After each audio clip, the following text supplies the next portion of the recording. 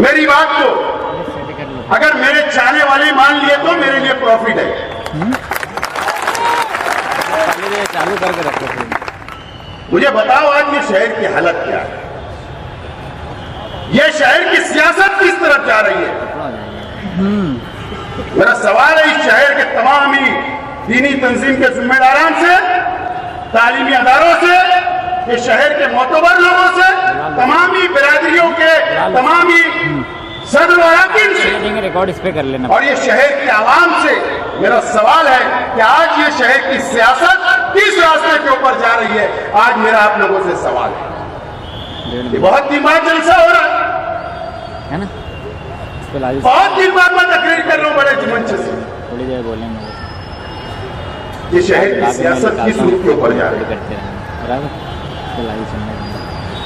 पूरा फिट करके फिर ये शहर की सियासत फिरका परस्तों के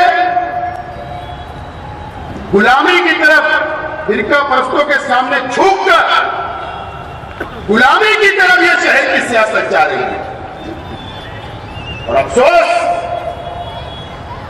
कि शहर का एमएलए एक आलिम दीन है और उसके बावजूद फिरका परिस्तों के सामने गुलामी की सियासत ये शहर के अंदर, और यहाँ का मुसलमान में खुले अल्फाज में 60 नहीं लगाना, गुलामी की तरफ लेकर जाया जा रहा है। मैं इस मालेगांव ताल्लुके के हिंदू भाइयों से मुझे कोई एतराज नहीं है। मेरे जितना मैं मुसलमानों को मानता हूँ उतना मैं हिंदू भाइयों को भी मानता हूँ, लेकिन अगर कुछ सियासी लोग चालू कर, अगर हिंदू और मुसलमान लड़ाई की बात कर रहे हैं या मुसलमानों को कुछ फिरका परस्त पार्टियों के लोग चलो 5 सेकंड अगर दबाने की कोशिश की जा रही है, मुसलमानों को गुलाम बनाने की कोशिश की जा रही है, तो आवाज कौन उठाएगी? बतावे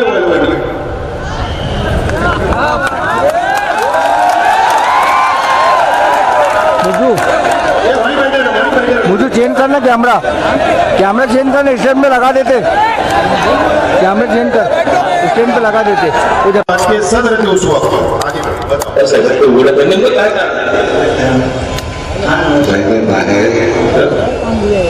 लगा रिकॉर्ड लगा, मी काही सांगणार नाही। मी काय म्हणतो माहिती का, मी काही सांगणार नाही। तुम्ही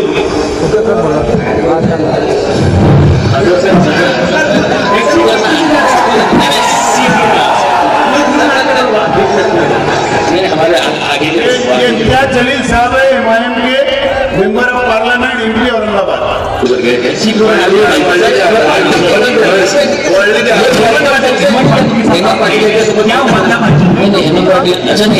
शहर के एमएलए अंदर बैठे ठीक है क्या?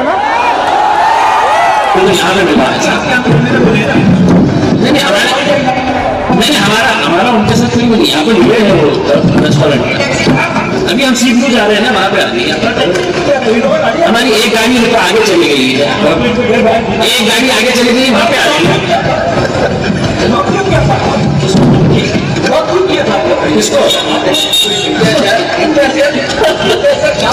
और जिनको इनके पास से वो टैक्सी में जा रहे हैं वहां ध्यान रखें, इनके पास गाड़ी नहीं है, टैक्सी में मुंबई में घूम रहे हैं। आगे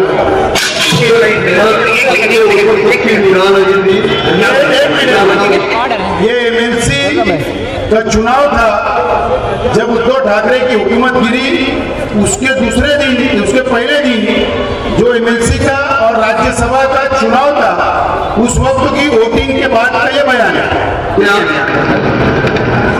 वोटिंग हो गई है और क्या बताएंगे, किसको वोटिंग किया आपने? ये तो रहता ना। वोटिंग का मतलब ही ये है कि किसको वोटिंग दी गई है उसको बताया नहीं। वोटिंग का मतलब ही होता है इतनी एहतियात के साथ जो है वोटिंग की जाती है। लेकिन अपने मौलिक अधिकारों को समर्थन दिया है, महाविकास आघाड़ी का समर्थन दिया है, आप मुझसे क्या लगता है? ये तो ऊपर वाले को वोट तो आपने किया है, सारी बात वोट को बहुत लोगों ने किया है, जिसको ज्यादा वोट मिलेगी आपने महाविकास आघाड़ी को समर्थन किया था, आप महाविकास आघाड़ी को वोट किया है? हमारे हमारी पार्टी के जो महाराष्ट्र प्रदेश अध्यक्ष है इम्तियाज जलील साहब ने कल रात में आप लोगों से बात कर ली है, उनसे बात नहीं उन्होंने आपको बता दिया, उसमें मैं ज्यादा कुछ नहीं बता सकता। विधानसभा अध्यक्ष निवडणुकीमध्ये गैरहजर राहणारे एमआयएमचे आमदार मौलाना मुफ्ती मोहम्मद आपल्याबरोबर आहेत. त्यांनी नुकतीच मुख्यमंत्र्यांची भेट घेतलेली आहे. शिंदे गटाचे आमदार ज्या ठिकाणी आहेत त्याच ठिकाणी हे आमदार आलेले होते. आपण निवडणुकीसाठी गैरहजर राहतात आणि इकडे शिंदे गटातील आमदारांची भेट घेत आहेत. मैं मालेगांव था और मुझे हज के लिए जाना है. हज के ताल्लुक से जो पेपर वर्क था उस ताल्लुक से मुझे हज हाउस में बुलाया गया था. मुझे ऐसा लग रहा था कि 10-15 मिनट का काम होगा, वो निपटा के मैं आ जाऊँ. मैं वहाँ गया तो जो लोग बुलाए थे वही लोग मौजूद हाजिर नहीं थे, तो मुझको आने में देर हुई, इसलिए मैं हाउस में तो नहीं था. मुझे हज पर जाना है, मैं कल भी नहीं रहूँगा. आज रात मेरे से मेरी रवानगी. तो ये हुआ कि किसी को ऐसा नहीं लगे कि ये दोनों दिन गैर हाजिर थे. सीएम साहब जो है कम से कम उनके कान पर बात आ जाए कि मैं नहीं हूँ, हज पे जा रहा हूँ इसलिए नहीं, और मुबारकबादी देने के लिए आया था और मेरा कल गैर हाजिर रहूंगा मैं, तो उनको मालूम रहना चाहिए. म्हणजे उद्याला बहुमत असणे होणार तेव्हा पण तुम्ही राहणार नाही. वहाँ पर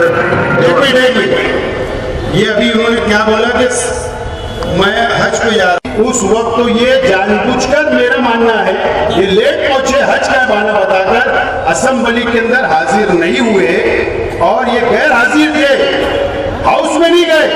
बीजेपी और सिंधे हुकूमत के खिलाफ में इन्होंने वोट नहीं की, ये बाहर गए.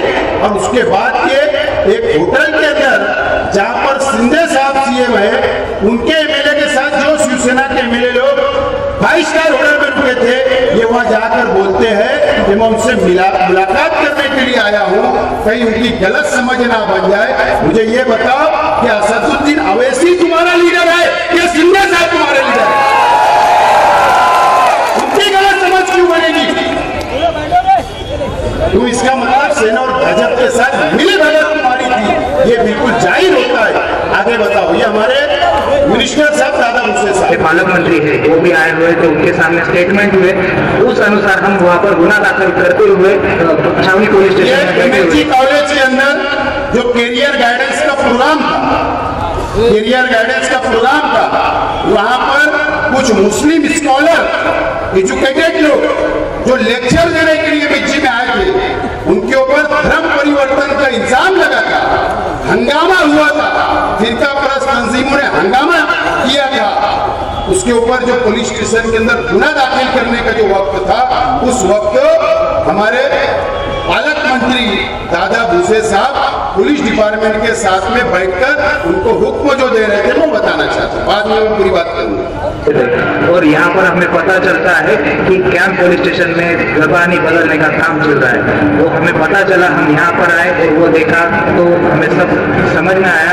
यहाँ पर मंत्री साहब को बुलाया, सब वरिष्ठ आए और एसपी साहब आए, सब आए. उन्होंने फिर वो स्टेटमेंट, वो खुद बैठकर उन्होंने स्टेटमेंट जुबानी दी. अर्जुन गर्वेच्या जबाबामध्ये लिहून घेण्यात आलं. सदर कार्यक्रमादरम्यान मुस्लिम धर्माबाबत अथवा मुस्लिम धर्माविषयी मन परिवर्तन करण्याबाबत कोणतेही भाषण झाले नाही. तुम्ही त्याच्यावर काय आक्षेप करायचा प्रयत्न केला ना, तर माझ्याला माहिती आहे. ज्या आचार्याने ज्या संस्थेने परवानगी दिली त्याला बाजूला करता. तुम्हाला काही हिंदीच्या चुकी दिसल्या का तिकडे? 9:30 वाजेपर्यंत तुम्ही दळण दळून राहिले. 12 वाजेची घटना, रात्रीचे 9:30 झाले. एक मिनट. मंत्री महोदय ये बोल रहे हैं पुलिस डिपार्टमेंट को कि 12:30 बजे की घटना दोपहर की, रात में 8:30 बज गए. आतापर्यंत तुम्ही एफआईआर का वर नहीं केला? क्यों तुमने गुना दाखिल नहीं किया? वो स्कॉलर लोगों के ऊपर ये आदेश दे रहे हैं. आगे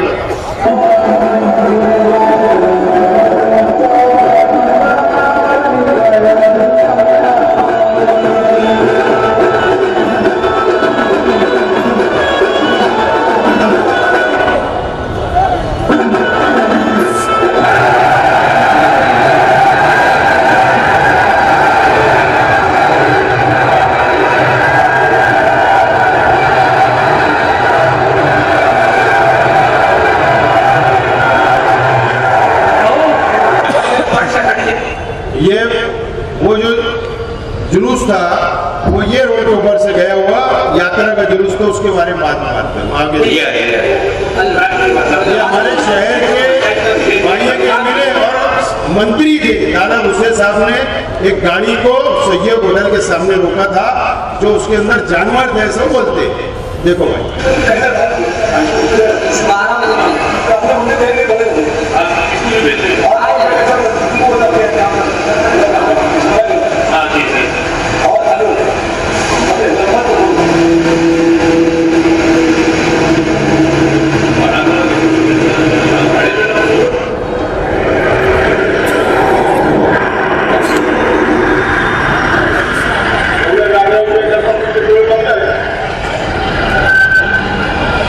ठीक है, लास्ट है नहीं,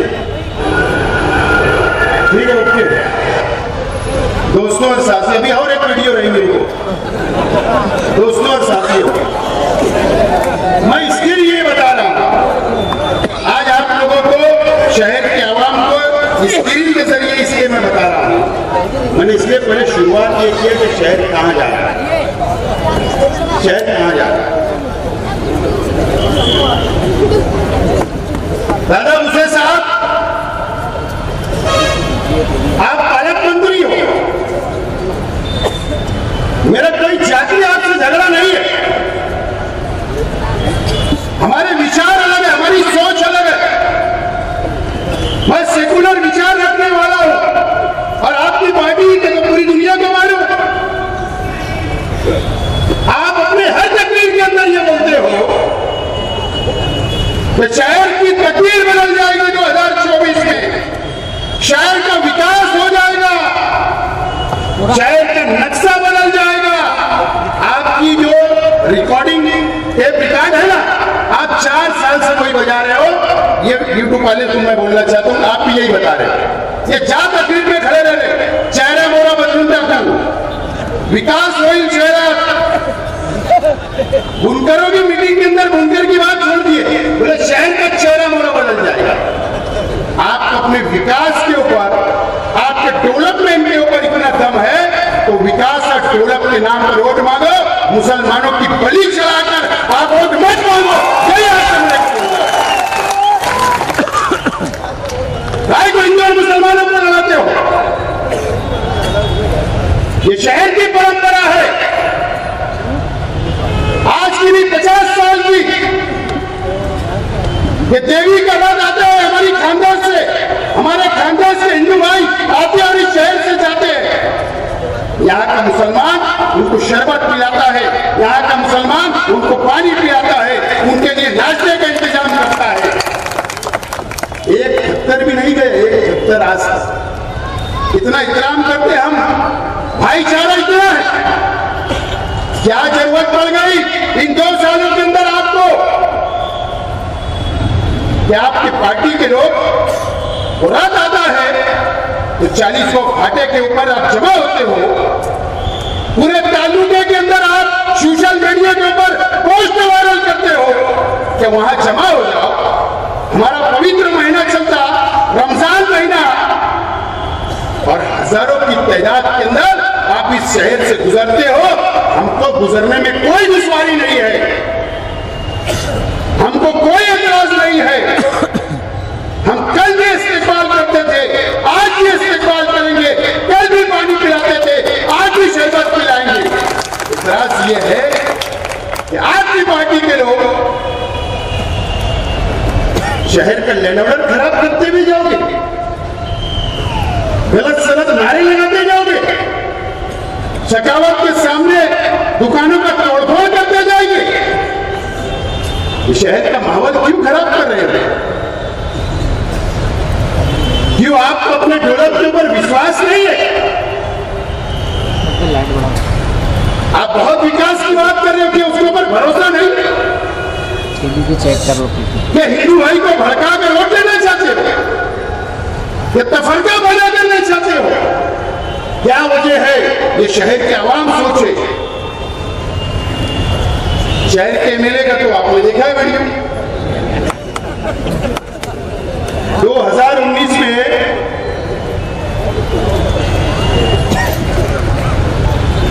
जैसे इस्लाम की तलवार यही निकाल दी गई थी।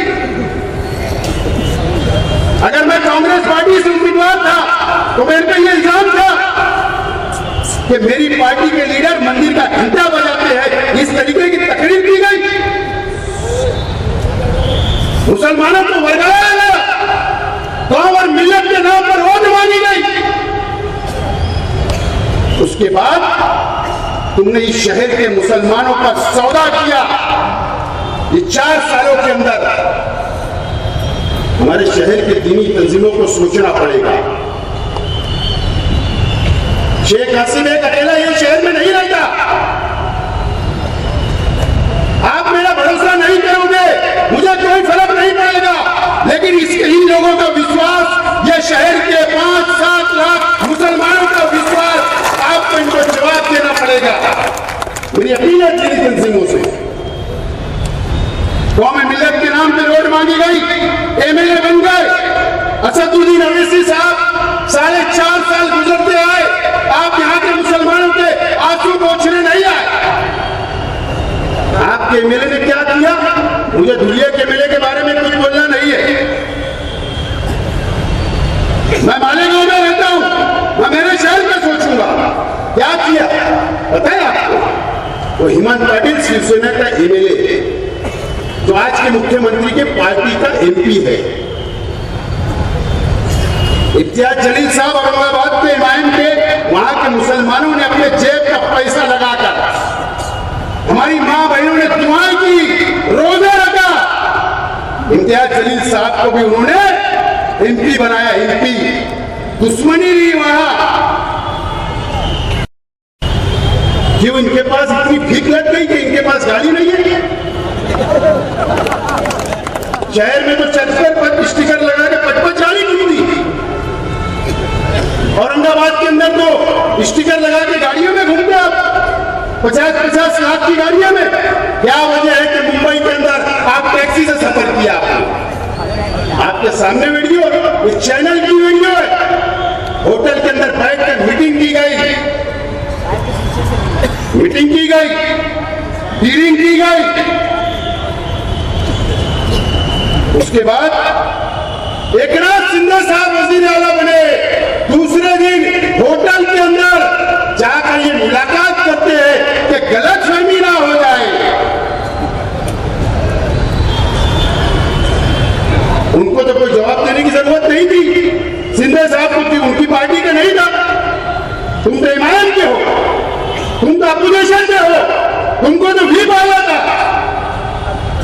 उसके बाद आप यहाँ हाजिर रहे। एमएलसी और राज्यसभा के अंदर तुमने गिरिंग की।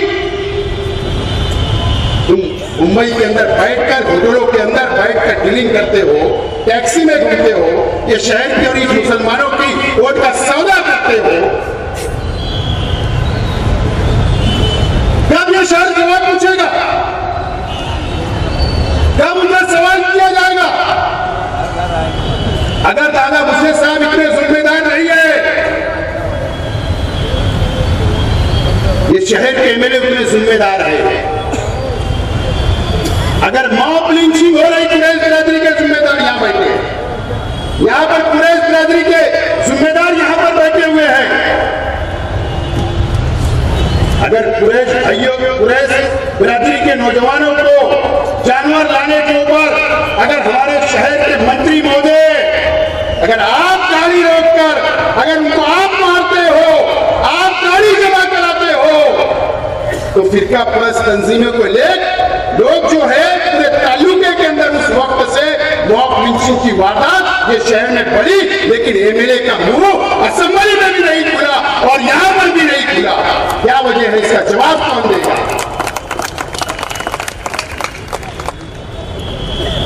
रमजान महीना, कसम खुदा और रसूल की, अल्लाह को हाजिर नाजिर जानकर बोलता हूं कि मैं पूरी तरह नहीं बोलता। यूसुफ आगादी मस्जिद के अंदर 2 बरस से ऐसा हो रहा है कि मेरी तरावी की नमाज छूटती है जब वो रच जाता है। शेख रशीद साहब अपनी रिक्शा के अंदर जब वो रात आया तो शेख रशीद साहब मगरिब के बाद रोजा उन्होंने ऑफिस में खोलकर गए और रात के थोड़ी दूर के ऊपर चलते रहे कि कोई हादसा ना हो जाए। और मैं यहाँ पर अपनी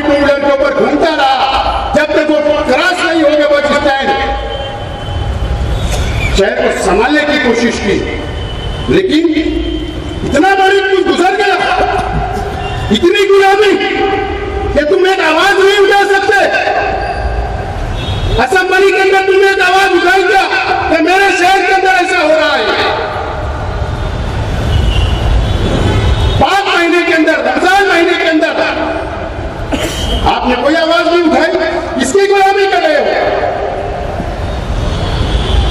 इसका जवाब तुमको देना पड़ेगा। ये शहर कहां जा रहा है?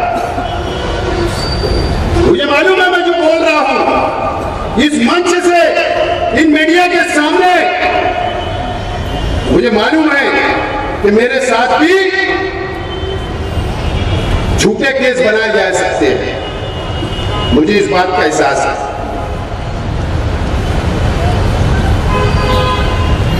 झूठे केस मुझ पर भी बनाए जा सकते हैं, मेरे पे भी कार्रवाई की जा सकती है, लेकिन अगर मैं आज बोल रहा हूं तो इस जिम्मेदारी से बोल रहा हूं कि सेंट्रल जेल की पार्टी मैंने देख के आया हूं कि एक वक्त तो पड़ेगा कि मुझे अंदर रहना पड़ेगा, उसके लिए भी मैं तैयार हूं, इसलिए आज यहां तकलीफ कर रहा हूं, उसके लिए भी तैयार हूं, लेकिन झुकूंगा नहीं, यह तो तय है। जुल्म के खिलाफ आवाज उठाऊंगा, आंख में आंख डालकर बात करूंगा, यह शहर को बचाने की कोशिश करूंगा, यहां के हिंदू और मुसलमानों की एकता बरकरार रखने के लिए लड़ते रहूंगा, लेकिन सरकार और सरकार के नुमाइंदों के सामने झुकना मुझे नहीं पसंद है और मैं नहीं झुकूंगा। ये बात का मुझे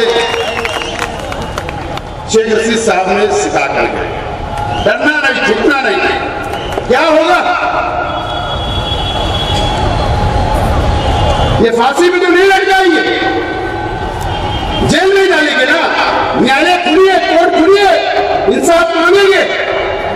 आज जैसे जज कोर्ट के अंदर मौजूद है जो इंसाफ पसंद है और इंसाफ दे रहे हैं, लेकिन इसका जवाब इस शहर के एमएलए को देना पड़ेगा। अरे कितनी शर्म की बात है, 4-4.5 फीट का आदमी नितेश राणे मालेगांव के अंदर आता है, किले के ऊपर चल जाता है और ये कमिश्नर उसका इस्तेमाल करता है और वो वहां से नजारा देखता है, नजारा। ये शाह बिरादरी के लोग बैठे, सचिन शाह वगैरह, शाह बिरादरी की एक बहुत बड़ी आबादी है वहां पर, हमारे दलित भाइयों की भी बहुत बड़ी आबादी है उस बस्ती में, हमारे बुनकर भाइयों के भी बहुत मकानात है वहां। वो आकर वहां पर बोलता है कि 8 दिन के अंदर ये बस्ती खाली हो जाना चाहिए, तो बुलडोजर चला दूंगा। इतनी मर्दानगी थी ना असेंबली के अंदर आवाज उठा के बोलना, शर्म आना चाहिए कि तुम्हारे असेंबली हल्के के अंदर भी जाता, तुम्हारे असेंबली हल्के के अंदर आकर तुमको चैलेंज करके दिया, सिर्फ तुमको चैलेंज करके नहीं गया, यहां के मुसलमानों को चैलेंज करके गया, लेकिन आपने एक अल्फाज नहीं बोला। इसका जवाब भी तुमको शहर को देना पड़ेगा। अरे असेंबली के अंदर बोल दिया ये पाकिस्तान है, मालेगांव को नितेश राणे ने खुला बोल दिया मीडिया के सामने। इससे पहले भी बोला कि जमीन का जिहाद चलता, बांग्लादेशी पाकिस्तानी लोग रहते, उनको पलायन लेके जा रहे, आपने कुछ नहीं कहा। अरे क्या दुश्मन बना रहे हो शहर को?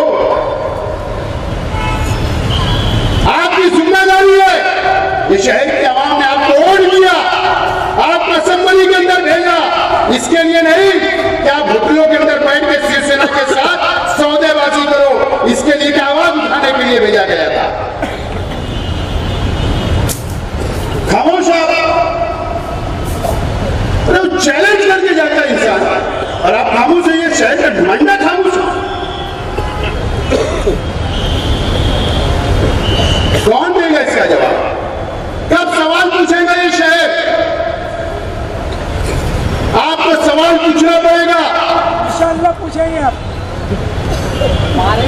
ये साल इलेक्शनी साल है।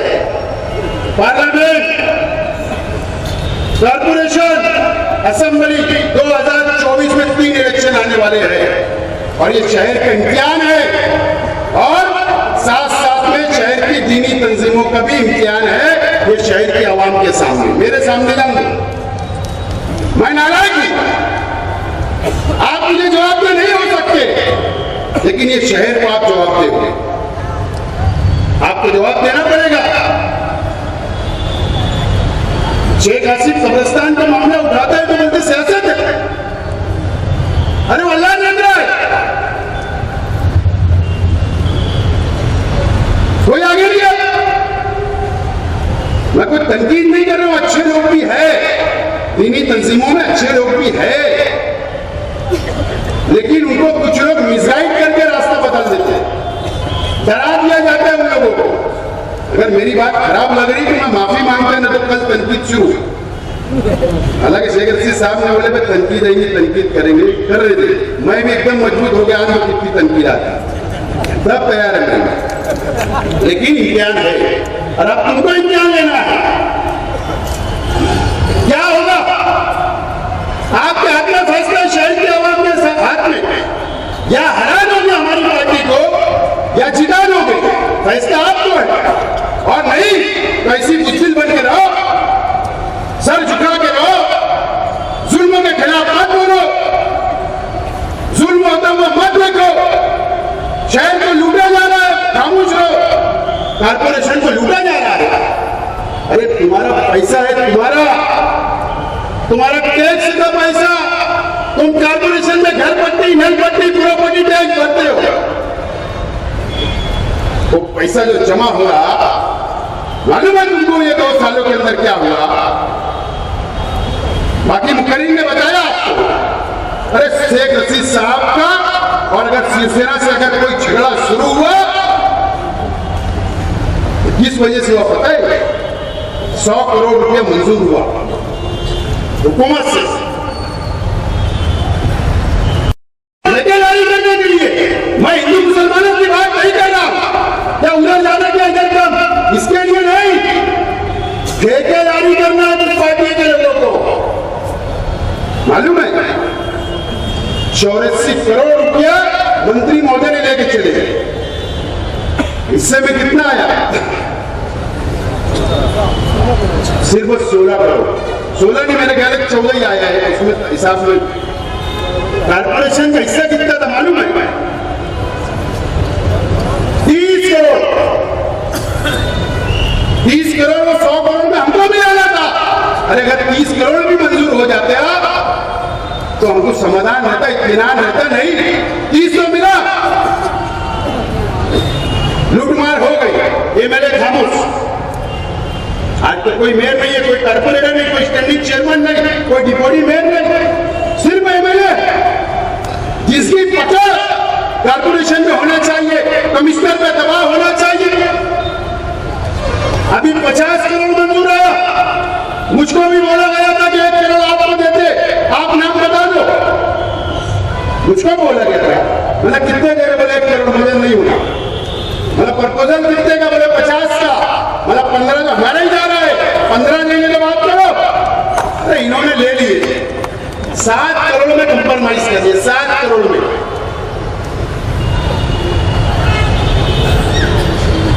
कितना गया? फिर 40 करोड़ रुपये चले, अपना कितना गया? 15 करोड़ रुपया। तो चोर कमिश्नर की ये सिफारिश करते थे, उसके साथ मीटिंगें करते थे, मैं लड़ता रहा, मेरी पार्टी के लोग लड़ते रहे, और आखिरी में जीत अल्लाह ने किसको दी?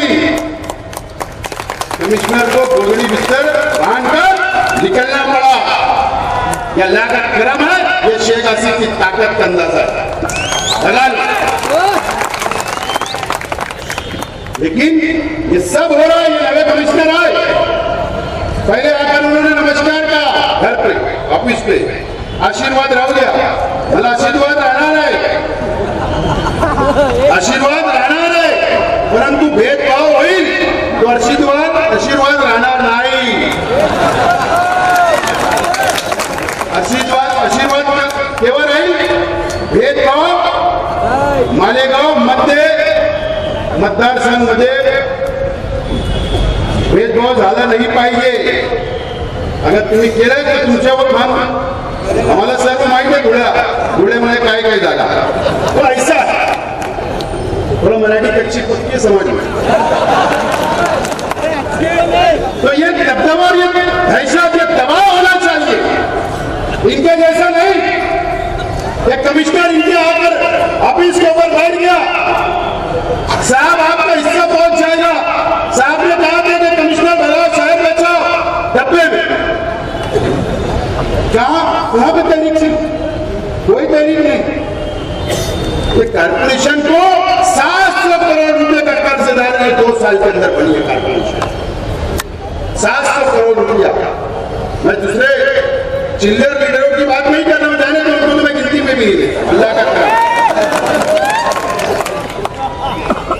तुम्हारी वोट का सौदा करने वाले बहुत है छोटे छोटे.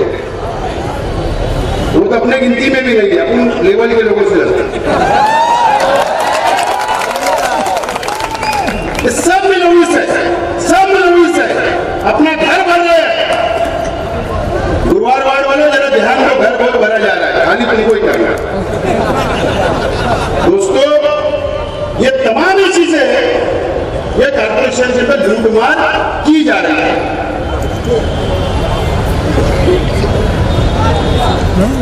मेरा सवाल है शहर के आवाम से, आपको बदला लेना है, आपको हिसाब लेना है. मैंने कहा है कि जाति दुश्मनी ना दादा हुसैन साहब से ना मुफ्ती इस्माइल साहब से. सियासी बात करना, वोट लिए हिसाब दो. तुम्हारे विकास और डेवलप के ऊपर तुमको भरोसा नहीं, लेकिन आपको जवाब देना पड़ेगा. दोस्तों और साथियों, अभी मैं बहुत